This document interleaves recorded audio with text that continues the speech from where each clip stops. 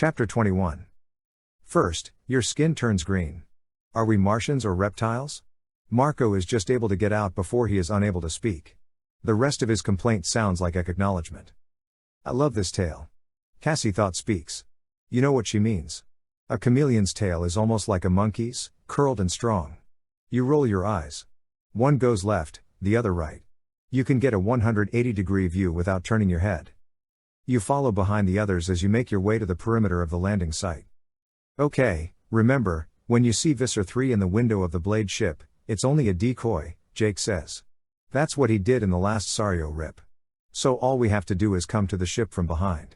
And meanwhile, the tribe will cover us with a diversion. If all goes as planned, you say. Which it never does, Marco adds. The tribe is in place, Tobias tells you. Visser 3 is in Lerdethok mode. I can see the vines moving.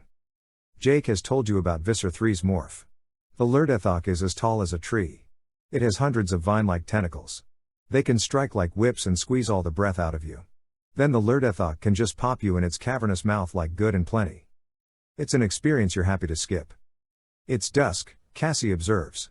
Time for the tribe to attack. Your coloring protects you as you scurry along the floor. You belong to the forest, are part of the forest. You can hear the sound of Horkbire in forest. You can hear the sound of Horkbire in the distance, but you are quick and agile and unafraid. You let the chameleon's instincts take over. Because if you let your human mind start to think, it will fill up with fear. You are running toward Visser 3. Not away from him. The tribe is attacking. Tobias, the lookout, tells you. They keep melting back into the forest. The Horkbire are going crazy. Get onto the Blade ship, Tobias, Jake urges while he runs. Do it. You are running flat out now. A chameleon can't run very fast, not as fast as a jaguar, but you reach the burned out clearing. The Blade ship looms ahead. Jake goes first. Then Rachel. One by one, moving as fast as you dare, but keeping to the dark green shadows, you approach the huge, black ship. The gangway is down. You all scamper up it, then keep to the side walls of the ship. Tobias? Jake asks. I'm here. Up high, in the rafters. You roll your eyes up. You can just barely make out Tobias. You're all changing color, Tobias observes. You're getting darker. May I make a suggestion, Prince Jake? Axe says. Perhaps we should scatter. One chameleon might have wandered aboard, but not 6. Good point, Jake agrees.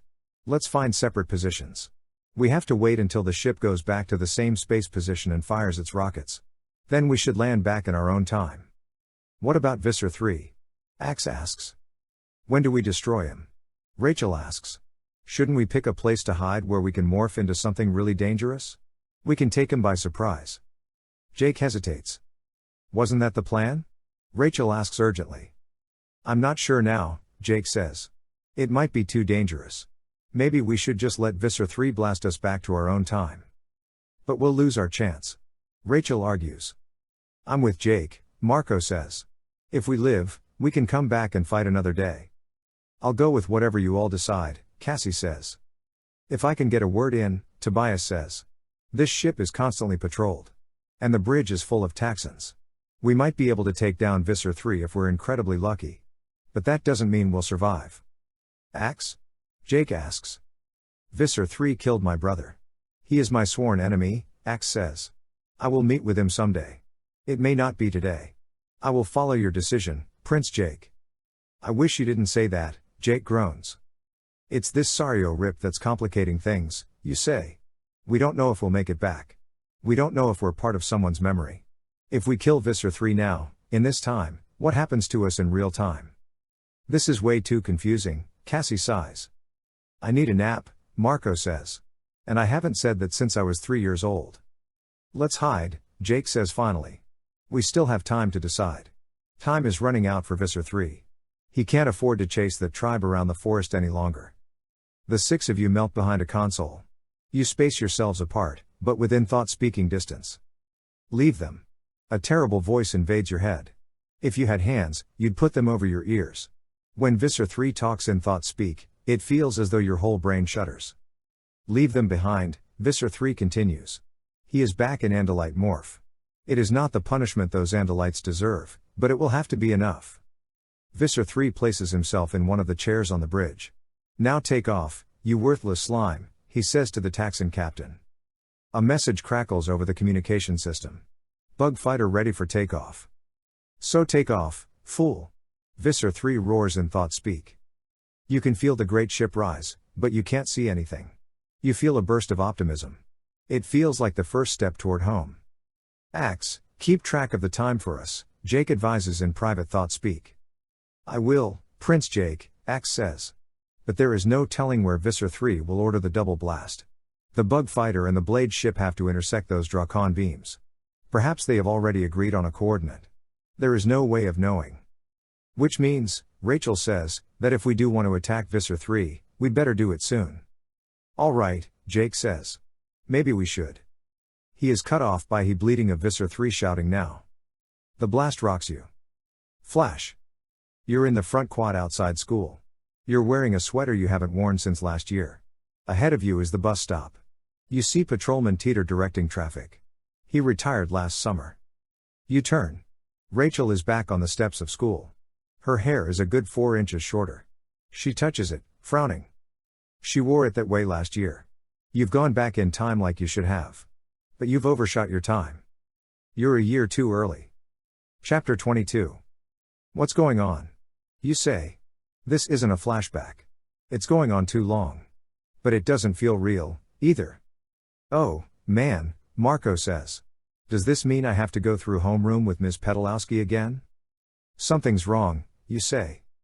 Just then, a car pulls up to the curb. A window slides down. Marco's mother waves at him. Hi, honey. Thought I'd give you a ride. Next to you, Marco has gone completely still. His mother is dead. That's what everyone thinks, anyway. Only you, Jake, and Axe know that Marco's mother was taken over by the Yarriks. She is Visser 3's rival, Visser 1. Marco takes a step forward. He moves stiffly, like he's frozen. You can see tears in his eyes. His mom is so alive. A breeze lifts her heavy dark hair. Her hand rests on the open window. Her wedding ring glints in the sun. Come on, slowpoke. She teases. Have you got lead in your shoes? Mom, Marco whispers. Marco's mom swings the door open and steps out onto the curb. It is as though everything is in slow motion. You are shocked to see her alive and warm and happy. So it takes you longer than it should to see the pit bull. It runs across the grass toward her. Then you hear the voice that haunts your nightmares. I will end it here. Marco. You cry. It's Visser 3. Marco starts to run. But you know in a split second that you can't fight this dog. Not as a human, anyway. He is too far away. You have only seconds you have to try a morph. You choose. Hyena. K9 dog. Giraffe.